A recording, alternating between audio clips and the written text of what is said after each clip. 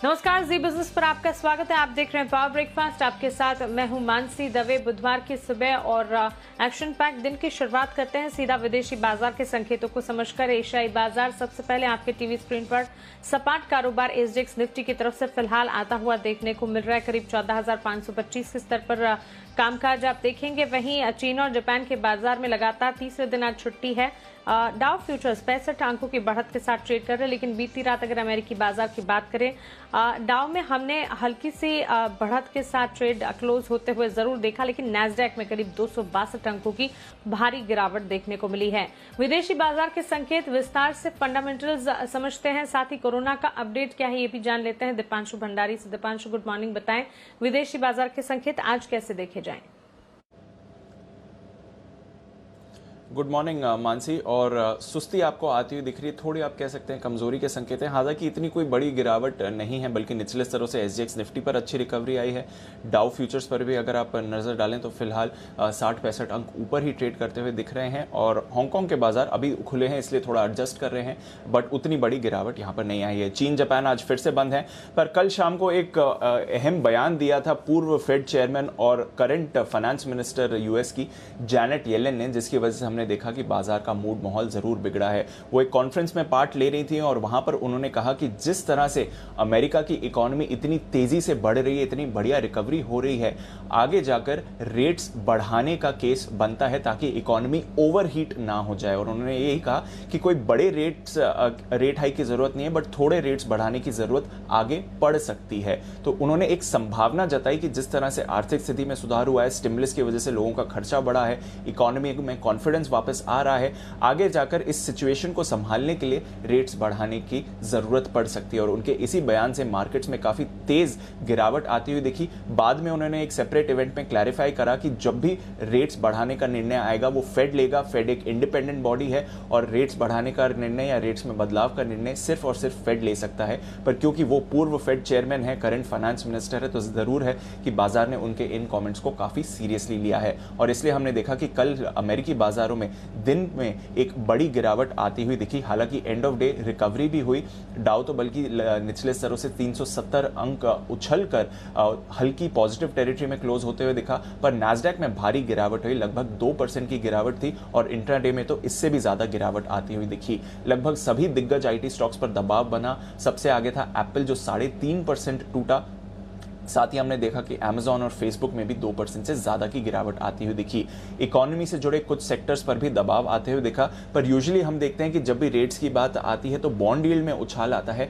कल एक अच्छा डेवलपमेंट ये था कि 10 साल की बॉन्ड यील्ड में कुछ ज्यादा बदलाव नहीं हुआ। 1.61 1.62 के आसपास ही ट्रेड कर रही थी, अभी भी करीब 1.6 1.59 के लेवल्स पर ही है।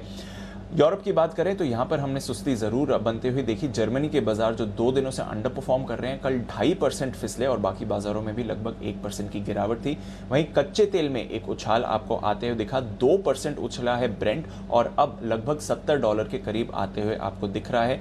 सोने पर दबाव था, पर डॉलर में थोड़ा सा रिबाउंड आते हुए दिखा है। पर ये पूर्व फेड चेयरमैन और current finance minister Janet Yellen के जो कॉमेंट्स आए हैं, वहां से बाजार में हमने उतार चढ़ाव जरूर देखा है। बिल्कुल दीपांशु, ये तो हुई ग्लोबल मार्केट्स की बात, लेकिन कोरोना के नए मामलों पर ताजा अपडेट क्या है? रिकवरी रेट क्या देखी जा रही है और तमाम राज्यों में फिर कैसी स्थिति दिख रही है?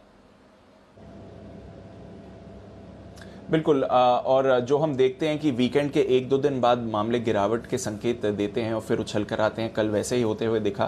3,82,000 से ज्यादा नए मामले आपके सामने आते हुए दिखे। हालांकि जो 4 लाख की पीक थी 30 अप्रैल को, उससे तो दूर है, बट जरूर 2-3 दिनों की गिरावट के बाद वापस हमने मामलों में उछाल बनते हुए देखा है। उत्तराखंड, तमिलनाडु जैसे राज्यों में मामलों में काफी तेज उछाल हो रहा है। राजस्थान में भी चिंता बढ़ती हुई दिख रही है। वहीं महाराष्ट्र में भी हमने देखा कि एक महीने के निचले स्तर पर मामले गए थे 50,000 के नीचे, कल वापस 50,000 से ज्यादा नए मामले सामने आते हुए दिखे हैं। कर्नाटका में 45,000 नए मामले आए हैं। हालांकि दिल्ली के मामले 20,000 से कम थे, जो पिछले 2-3 दिनों से हमें दिख रहा है 20,000 के आसपास के जो मामले आ रहे हैं। आज से दिल्ली के एम्स और आरएमएल अस्पतालों में उनके ऑक्सीजन प्लांट्स सेटअप कर दिए गए हैं और वहां से ऑक्सीजन का सप्लाई शुरू हो जाएगा, तो वहां पर राहत के संकेत रहेंगे। वहीं डीआरडीओ का बयान है कि इस हफ्ते के एंड तक, वीकेंड पर, दिल्ली और उसके आसपास के इलाकों में 5 नए ऑक्सीजन प्लांट्स लगा दिए जाएंगे और वहां से सप्लाई शुरू हो जाएगा। महाराष्ट्र के जो स्वास्थ्य मंत्री हैं राजेश टोपे, उनका भी बयान आते हुए दिखा। और अगेन हम कह रहे हैं कि महाराष्ट्र ऑब्जर्व करना ज़रूरी है, क्योंकि सबसे पहले संक्रमण यहीं पर बढ़ा था और वो थोड़ा थोड़ा कंट्रोल में आते हुए दिख रहा है। रिकवरी रेट करीब 85% आ गया है महाराष्ट्र में। रेस्ट ऑफ इंडिया का रिकवरी रेट 81% है। 36 में से 12 जिलों में कोरोना के मामले लगातार गिरते हुए दिख रहे हैं। हालांकि बाकी 24 जिलों में अभी भी मामले बढ़ रहे हैं।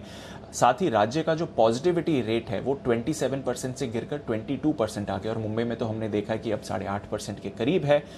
रेमडेसिविर को लेकर अभी भी महाराष्ट्र में चिंता है, सप्लाई थोड़ा कम है, वहां पर कामकाज जारी है। और साथ ही ऑक्सीजन प्लांट्स लगाने पर भी या ऑक्सीजन जनरेटर्स लगाने पर भी काम चल रहा है। तो महाराष्ट्र में डेवलपमेंट हो रहे हैं। कुछ राज्यों में अभी भी मामले तेजी से बढ़कर आ रहे हैं और कल 3 दिनों की गिरावट के बाद हमने मामले फिर से बढ़ते हुए देखे हैं कोरोना के। बिल्कुल दीपांशु, शुक्रिया ये जानकारी के लिए और हमारे साथ जुड़ने के लिए। तो 3 दिनों की गिरावट के बाद फिर से मामलों में थोड़ी सी बढ़त जरूर देखने को मिल रही है, लेकिन कोरोना के मामलों की रिकवरी रेट की अगर बात करें तो महाराष्ट्र में रिकवरी रेट 84.7%, जबकि देश का रिकवरी रेट जो है 81% है। ग्लोबल मार्केट से फिलहाल मिला जुला एक्शन देखने को मिल रहा है और आगे किन लेवल्स पर ट्रेड करते हैं एशियाई बाजार, इस पर हमारी पूरी नजर रहेगी। लेकिन चलिए आगे बढ़ते हैं और जान लेते हैं कि कल के कारोबारी सत्र में एफआईएस डीआईएस का एक्शन कैसा रहा। देखिए, वायदा बाजार में एफआईएस की तरफ से खरीदारी है 2693 करोड़ की।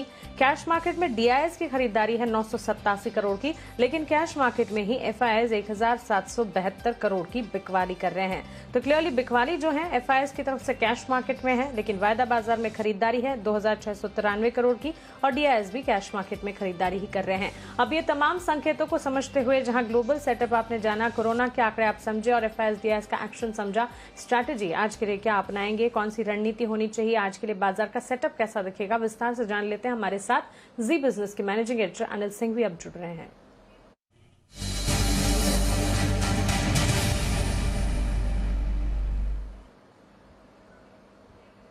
Anil sir, good morning. आज के लिए भारतीय बाजार पर रणनीति क्या होगी पहली? Good morning Mansi. देखिए, मिले जुले से संकेत है अमेरिकी बाजारों में उतार चढ़ाव के बीच ठीक ठाक ट्रेडिंग सेशन है, जहां फ्लैट बंद हुए हैं और दिन के हाईएस्ट पॉइंट पर डाउ बंद हुआ है तो दिन के लोएस्ट पॉइंट पर नैस्डैक बंद हुआ है और डाउ फ्यूचर्स हल्की रिकवरी के संकेत दे रहे हैं। तो मुझे लगता है ग्लोबल संकेत आप एक तरह से न्यूट्रल लेकर चल सकते हैं। एफआईएस की बिकवाली तो है ही, थोड़ा सा फोर्स कम हुआ है बिकवाली का, क्यों जितना उन्होंने बेचा है कैश मार्केट में उसके सामने काफी कुछ वायदा कारोबार में खरीदा भी है। लेकिन अच्छी बात यह कि बाजार ओवरसोल्ड है। पुट कॉल रेशियो काफी नीचे आ चुका है, 1 से भी नीचे 0.92 के आसपास। तो वो आपको थोड़ा सा कंफर्ट दे रहा है कि अब यहाँ से थोड़ी शॉर्ट कवरिंग, थोड़ी खरीदारी आनी चाहिए। कल हफ्ते की एक्सपायरी है और हफ्ते की एक्सपायरी अब से लेकर एक्सपायरी तक यानी आज और कल के बीच में एक शॉर्ट कवरिंग का मौका बाजार जरूर देगा, ये बात तय है। तो अगर आज नीचे खुले या फिर एक बार अच्छा मौका मिले तो निचले स्टॉक पर खरीदारी का चांस लेना चाहिए और वो रेंज होगी 14,350 से 14,425। इस रेंज में आता है बाजार तो जरूर खरीदारी करनी चाहिए। बेसिकली आप ये कह सकते हैं 14,200 14,400 वो रेंज है जहाँ पर सपोर्ट जोन है और इस रेंज में आते हुए बाजार में थोड़ी बहुत खरीदारी होनी स्वाभाविक है शॉर्ट कवरिंग की। ऊपर 14,600 14,675 आज के लिए रेंज है जहाँ पर बाजार जाने की कोशिश कर सकता है। बैंक निफ्टी का जहाँ तक सवाल है 31,700 31,800 बैंक निफ्टी पर मजबूत सपोर्ट है और 32,700 33,000 ऊपरी स्तरों पर रुकावट का लेवल। इस रेंज पर आपको फोकस करना है। बिल्कुल अनिल सर, शुक्रिया ये पहली रणनीति हमें बताने के लिए। तो भारतीय बाजार पर जिस तरह से सेटअप आज के लिए देखने को मिल रहा है, कह सकते हैं विदेशी बाजार से जो मिले जुले संकेत आते हुए दिख रहे हैं, गिरावट में खरीदारी के मौके भारतीय बाजार में ओपनिंग सेशन के बाद देखने को मिल सकते हैं। इसका फायदा जरूर उठाएं। सपोर्ट रेंज निफ्टी के लिए 14,350 से 14,425 की मानकर चले, वहीं 14,600 से 14,675 निफ्टी के लिए ऊपरी रेंज का काम करेंगे। ठीक इसी तरह बैंक निफ्टी के लिए अगर स्ट्रैटेजी को आप मानकर चलेंगे, करंट लेवल्स को देखते हुए और साथ ही कल के ट्रेडिंग सेशन में जो ट्रेंड दिखा उसको ध्यान में रखते हुए 31,700 से 31,800 इस दायरे को आप बैंक निफ्टी के लिए एक मजबूत सपोर्ट के तौर पर यहां मानकर चल सकते हैं। 32,700 से 33,000 बैंक निफ्टी के लिए ऊपरी रेंज का काम करेंगे। चलिए खबरों वाले शेयर्स और कल बाजार बंद होने के बाद कौन सी कंपनियों के नतीजे आए, नतीजे कैसे रहे, विस्तार से अब वरुण दुबे से जान लेते हैं। वरुण, गुड मॉर्निंग, बताएं। Good morning Mansi. देखिए, सबसे पहले ट्रिगर्स की बात करते हैं तो कुछ नतीजे आज आने वाले हैं। सबसे पहले निफ्टी में तो टाटा स्टील के नतीजे आएंगे, तो ये सबसे इंपॉर्टेंट है। पोस्ट मार्केट नतीजे आते हैं, यहाँ पे नजर रखिएगा। एफएनओ में अडानी एंटरप्राइजेस, दीपक नाइट्रेट, एसआरएफ, ये 3 कंपनियां जहाँ पे नतीजे आने वाले हैं। सीसीईए की बैठक और कैबिनेट की बैठक है आज, तो वहाँ पे नजर रखिएगा। 11 बजे बैठक है। महाराष्ट्र कैबिनेट की बैठक 3:30 बजे है, तो ये कुछ इंपॉर्टेंट इवेंट्स है जहाँ पे नजर रखनी है। क्रिसल 7 रुपए प्रति शेयर के अंतरिम डिविडेंड की एक्स डेट है, तो यहाँ एडजस्टमेंट देखने मिलेगा। किर्लोस्कर फेरस इंडस्ट्रीज अंतरिम डिविडेंड पे बोर्ड विचार करने वाला है। अडानी एंटरप्राइजेस नतीजे तो है, लेकिन इसके साथ साथ फंड जुटाने पे कहीं ना कहीं बोर्ड जो है आज विचार करेगा। आइजैक हेवी इंजीनियरिंग, आज से ये फाइनली एनएससी में भी लिस्टिंग होगी इसकी। अब तक केवल बीएससी में था, तो ये स्टॉक के ऊपर आप नजर रखिएगा। जो नतीजे आए आफ्टर मार्केट्स, उसमें अडानी पोर्ट से ऑलमोस्ट इन लाइन नतीजे हैं। रेवेन्यू 3608 करोड़ पे आया, जो कि हमारे अनुमान के मुताबिक है। 63.4% पे मार्जिन आए हैं। मुनाफा 1290 करोड़ के आसपास आया। तो जो भी नतीजे आए हैं इस कंपनी के, वो हमारे अनुमान के आसपास ही है। एल&टी इन्फोटेक, यहाँ पे नतीजे अच्छे देखने मिले, और खासकर हम देख रहे हैं अब तक जो दिग्गज आईटी कंपनीज है वहाँ नतीजे कमजोर रहते हैं। मिड कैप आईटी कंपनीज में अच्छे होते हैं, और एल&टी इन्फोटेक भी वैसे ही हाल है। रेवेन्यूज अगर आप देखेंगे तो 3.7% बढ़े, डॉलर रेवेन्यूज 4.5% बढ़ा है। एबिटा मार्जिन हालांकि 20.6% से गिर के 19.4% पे आए हैं, लेकिन यहाँ 19% का अनुमान था, तो उस हिसाब से अच्छा है। और मुनाफे में करीब 5% के आसपास की बढ़ोतरी हुई है। 25 रुपये प्रति शेयर का कंपनी ने फाइनल डिविडेंड दिया है। आरबीएल बैंक, यहाँ नतीजे कमजोर है। एनआईआई करीब 11-11.5% गिरा है।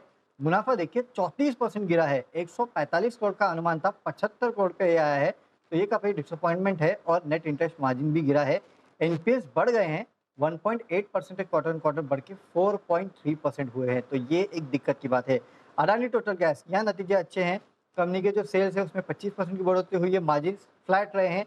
मुनाफा 19% बढ़ा है। डीसीएम श्रीराम ऑलमोस्ट मिले जुले नतीजे हैं, क्योंकि सेल्स जो है 14% बढ़ी है यहाँ पे, लेकिन मार्जिन थोड़े कम हुए हैं। 17.9% से गिर के 16.5%। मुनाफा 11.5-11.5% बढ़ा है 231 करोड़ पे। बोर्ड ने 3 रुपये 80 पैसे के फाइनल डिविडेंड की मंजूरी दी है। ग्रीव्स कॉटन स्ट्रॉन्ग नतीजे हैं। मार्जिन 6% से बढ़ के 7.9%, और सेल्स जो है करीब 35% के आसपास बढ़ी है। मुनाफा देखिए करीब 50 लाख था, अब ये बढ़ के 13.5 करोड़ पे आया है, तो ये नतीजे काफ़ी अच्छे। और बोर्ड ने 20 पैसे प्रति शेयर के डिविडेंड का ऐलान किया है। एक दो खबरें भी है, जैसे कि एफएल इंडिया, यहाँ पे कल बोर्ड की बैठक थी। फाइनल प्राइस जो है क्यूआईपी का उसके ऊपर और साइज के ऊपर तय करने के लिए, तो प्राइस जो तय हुआ है वो 5,200 रुपये प्रति शेयर का हुआ है। फ्लोर प्राइस से करीब 233 रुपये या फिर 4.11% डिस्काउंट पे प्राइस जो है वो तय हुआ है। क्यूआईपी का कुल साइज जो है 600 करोड़ के आसपास 600 करोड़ का है। और इंडिगो, यहाँ पे 7 मई को क्यूआईपी के जरिए पूंजी जुटाने पे बोर्ड बैठक है। 3,500 से 4,000 करोड़ के आसपास पूंजी जो है वो जुटाई जाएगी इस कंपनी की तरफ से।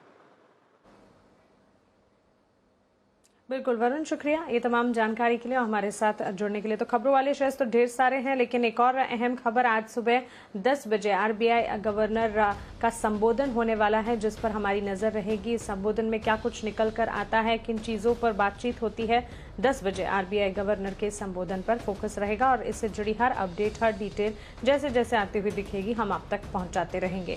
चलिए आगे बढ़ते हैं और अब जान लेते हैं कि जी बिजनेस के खास शो बाजार आज और कल में एचडीएफसी सिक्योरिटीज के वीके शर्मा ने ऑप्शन की कौन सी दमदार रणनीति सुझाई है। ब्रिटानिया एफएमसीजी की वो कंपनी है जो लगातार धीरे धीरे गिर रही है, तो अब लगता है कि ये थोड़ी ओवरसोल्ड हो गई है और यहाँ पे बाउंस हमें देखने को मिल सकता है। तो 3,500 की मई महीने की कॉल आपने 60 रुपए पे, इसका स्टॉप लॉस रखे 43 रुपए, टारगेट आपका रहेगा 88। अगले 4-5 दिनों में ये भाव आने की संभावना दिखती है। दूसरा जो स्टॉक है वो है ओएनजीसी। तो मेरी सलाह यहाँ पे ये रहेगी कि मई महीने की ही 110 स्ट्राइक प्राइस की आप कॉल खरीदें, थोड़ा इंतजार करें 4 रुपए के आने का। 4 रुपए आ जाता है तो आप इसे स्टॉप लॉस रखें 2 रुपए 70 पैसे का, टारगेट आपका रहेगा 6 रुपए 50 पैसे। ठीक है, तो क्लियरली यहाँ पर दो ऑप्शंस की दमदार रणनीति आपको बताई गई है। एक तो ब्रिटानिया, मई की 3,500 की कॉल खरीदने की राय। शर्मा जी का मानना है 88 तक के टारगेट्स देखने को मिल सकते हैं, 43 का एक स्टॉप लॉस लगाएगा। वहीं ओएनजीसी, मई की 110 की कॉल खरीदने की राय, जो कि 4 रुपए में आपको मिलेगी, या अगर 4 रुपए में आपको मिल जाए, खरीदने की राय है। 4 रुपए 60 पैसे फिलहाल करंट मार्केट देखने को मिला है। 6.5 रुपए के टारगेट को मानकर चले, 2 रुपए 70 पैसे का यहाँ पर स्टॉप लॉस लगाना होगा। तो ब्रिटानिया और ONGC दोनों ही ऑप्शंस कॉल आपके लिए। आज के लिए इंपॉर्टेंट ट्रेडिंग कॉल्स अब जान लीजिए। इंट्राडे पर्सपेक्टिव के लिहाज से यहाँ पर खरीदारी का मन बनाकर आप चल सकते हैं। कंसाई नेरोलैक और कोलगेट पाल्मोलिव दोनों पर खरीदारी की राय है। चॉइस ब्रोकिंग की राय कंसाई नेरोलैक पर है। करीब 3% की बढ़त कल के ट्रेडिंग सेशन में हमने देखी। अच्छी मजबूती के साथ कल यहां पर तेजी कायम रही। आज के सत्र में भी तेजी देखने को मिल सकती है। 589 के टारगेट्स को मानकर चले, 560 का एक स्टॉप लॉस लगाकर खरीदारी कीजिएगा।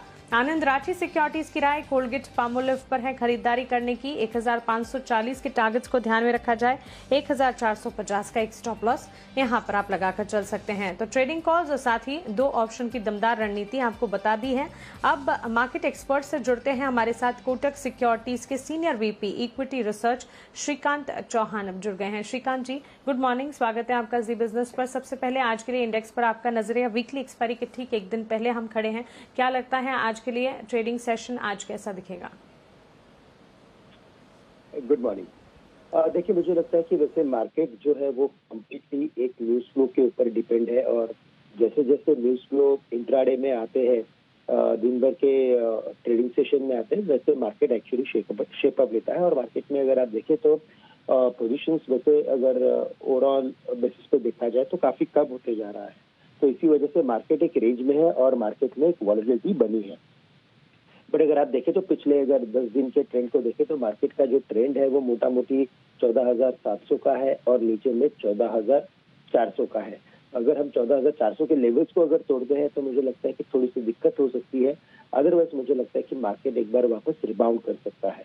ओवरऑल हमें लगता है कि अगर कोई भी वीकनेस अगर मिलती है तो एक बार 14,400 के स्टॉप लॉस के साथ निफ्टी को बाय किया जा सकता है और वापस एक बार हम 14,570 से लेकर 14,620 के लेवल्स देख सकते हैं। बैंक निफ्टी में मुझे लगता है कि 32,000 के लेवल्स काफी इंपॉर्टेंट है, तो 31,800 का स्टॉप लॉस रखें और यहाँ पे भी हम बैंक में एक बार राउंड पोजीशन बना सकते हैं क्योंकि ओवरऑल मार्केट का स्ट्रक्चर एक रेंज बाउंड होता है। बिल्कुल श्रीकांत जी, फिर आज के लिए टॉप रिकमेंडेशन स्टॉक स्पेसिफिक कहां पर राय देंगे आप? बिल्कुल, तो जैसे लगता है कि मिक्स ट्रेंड रहेगा मार्केट का, और अगर मार्केट अगर कल के क्लोजिंग पे अगर खुलता है तो एक शायद पॉसिबिलिटी रहेगी कि एक इंट्राडे में डीप आ जाए और फिर मार्केट, तो इसी वजह से एक लॉन्ग और एक शॉर्ट का कॉल है। ONGC हम लॉन्ग करके चलेंगे क्योंकि क्रूड प्राइसेस में हमने अच्छी तेजी देखी है।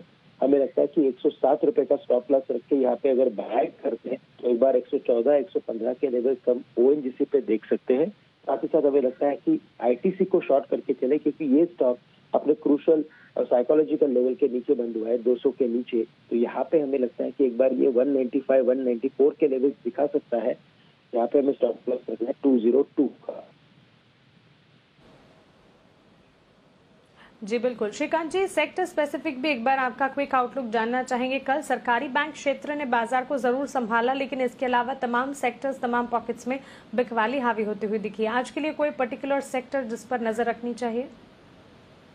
देखिए, मुझे लगता है अगर मार्केट अगर रिकवर होता है तो वापस एक बार हम PSU बैंक्स में ही तेजी देखेंगे क्योंकि वहाँ पे रियल में अच्छा एक मोमेंटम बना है। तो वहाँ पे हमें लगता है कि बैंक ऑफ बड़ौदा है या PNB है या even state bank of India, वहाँ पे हम तेजी देख सकते हैं। लेकिन जो जहाँ पे फॉलो अप बाइंग आ रहा है कि एवरी डे या तो वीक के दौरान अगर बाइंग आ रहा है वो है मेटल का सेक्टर, और इसी वजह से मेटल्स में हम ध्यान रखें। वहाँ पे JSW स्टील, टाटा स्टील, यहाँ पे हमें लगता है कि फॉलो अप बाइंग आएगी। और कल के दिन में अगर आप देखें तो क्रूड प्राइसेस और प्राइसेस दोनों में तेजी देखी है, तो लगता है कि इसका फायदा वेदांता को हो सकता है। तो एक वेदांता पे भी हम ध्यान रख के चल सकते हैं। बिल्कुल श्रीकांत जी, शुक्रिया विस्तार से तमाम जानकारी के देने के लिए और साथ ही अपने रिकमेंडेशन हमारे साथ शेयर करने के लिए। अब हमारे साथ आनंद राठी से रिसर्च एनालिस्ट जिगर त्रिवेदी जी जुड़ गए हैं। जिगर जी, गुड मॉर्निंग, स्वागत है आपका जी बिजनेस पर। सबसे पहले बुलियन मार्केट पर आपका नजरिया हम जानना चाहेंगे। सोने चांदी की चाल दोनों में ही सुस्ती देखने को मिल रही है, आगे क्या स्ट्रैटेजी अपनानी चाहिए? Good morning Mansi. देखिए, कल हमने देखा कि जेनेट येलन के स्टेटमेंट्स आए थे कि इकोनॉमी अगर ओवरहीट हो रही है तो इंटरेस्ट रेट्स बढ़ने की जरूरत है, जिसके पीछे हमने देखा था $1800 के आसपास गोल्ड में वापस से प्रेशर आया था एंड अराउंड $27 के आसपास सिल्वर में भी प्रेशर आया था। तो मुझे लग रहा है थोड़ा बहुत सेलिंग प्रेशर यहाँ कंटिन्यू करेगा। Gold June sell around 46,900. 47,000 is the stop loss and 46,600 is target. Okay जिगर, क्रूड करंट लेवल्स को देखते हुए क्या बाइंग अपॉर्चुनिटी क्रिएट हो रही है? जी बिल्कुल, डिमांड ऑप्टिमिज्म है यहाँ पे। $65 के आसपास प्राइसेस कंफर्टेबली ट्रेड कर रहे हैं WTI ऑयल। मुझे लग रहा है MCX अगर मे वायदा 48.30 के आसपास मिलता है, one should go long for intraday. 4800 is a stop loss and 4900 is target. बिल्कुल। और बेस मेटल्स पर आज के लिए आपके रिकमेंडेशन क्या होंगे? मानसी, बेस मेटल्स में वैसे जिंक, निकल, कॉपर हर एक का ट्रेंड पॉजिटिव है, लेकिन हम ट्रेंड के साथ फंडामेंटल्स भी जिसके सपोर्टिव है वहां पे जाएंगे। कॉपर मुझे लग रहा है यहाँ पे और सेंटीमेंट पॉजिटिव हो सकता है, although trading at all time high only. MCX में वायदा अगर 762 के आसपास मिले, one should go long. 759 is a stop loss and 768 is the target. Okay जिगर, शुक्रिया ये जानकारी के लिए, अपने रिकमेंडेशन हमें बताने के लिए। और चलिए अब वक्त है FIR का, यानी कि ब्रोकरेज रिपोर्ट एक्शन जानने का।